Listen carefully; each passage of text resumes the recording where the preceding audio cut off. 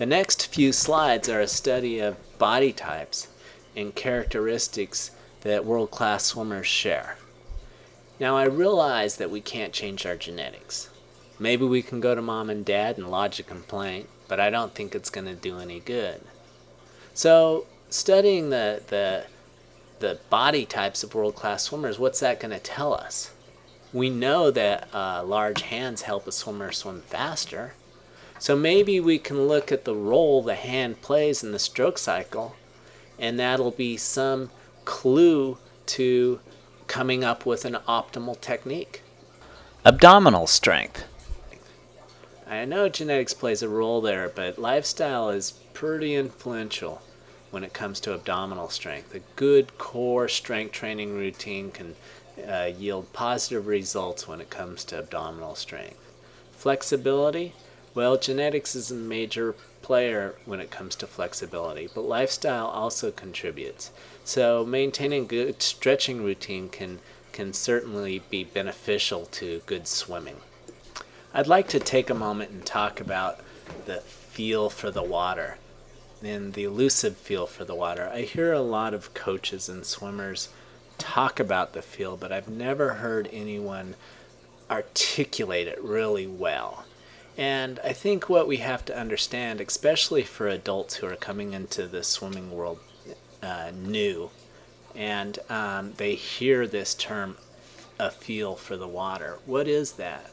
Well, we have to understand that swimmers, the competitive swimmers, start at an early age. So the emotional experiences that they have in relation to swimming fast is much different than adults have.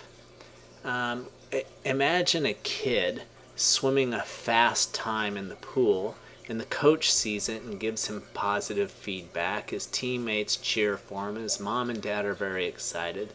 The emotional relationship that he has with that, the feeling of that swim, is going to be positive. Now, it might be really tiring to swim fast, but he's going to feel good about that. So when he has that feeling, it evokes positive emotions. And as adults coming into the sport, we're conditioned to be efficient. You know, we go the easy route. That's what life teaches us.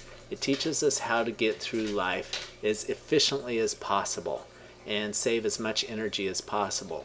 So swimming fast doesn't come natural emotionally to us. It's hard, it's difficult, it's challenging. So there's the difference between somebody that has been conditioning in swimming their whole life and somebody just coming new to the sport. That feeling isn't a positive feeling. So we have to understand swimming fast doesn't feel good. It's hard. It's taxing. And that's important to know.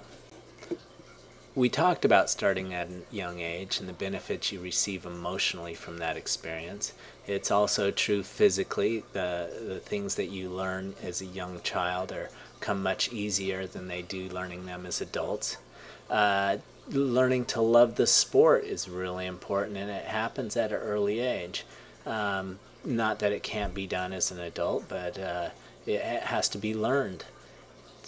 The most important topic, though, is good coaching. And good coaching affects all of that. It's the umbrella of the whole swimming experience. I cannot stress enough how important it is to have a good coach standing on the pool deck giving you feedback.